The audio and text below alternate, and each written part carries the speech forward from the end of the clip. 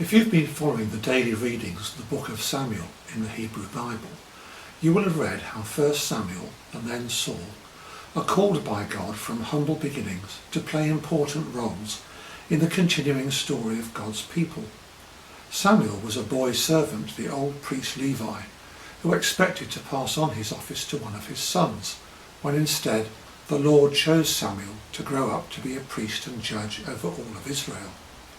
Saul was a herdsman looking for his lost donkeys when God told Samuel to proclaim him the first king of Israel, thereby paving the way for the great reigns of David and Solomon. Both were chosen by God to do great things.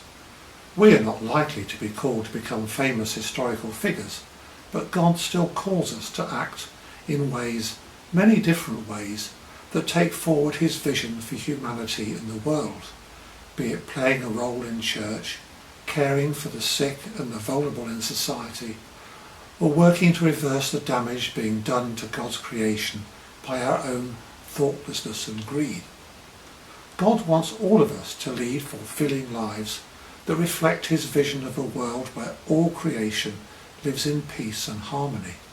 He is always calling us, quietly and often misunderstood or ignored, but he is there, always eager to have a conversation with us through prayer or just a thought that comes to us unbidden. God is not an abstract, impersonal figure somewhere up there who asks for our praise and does nothing in return. He knows better than we do of what we are capable, so listen carefully and don't be afraid to ask. God is walking beside us on our journey through life. What better guide could we have?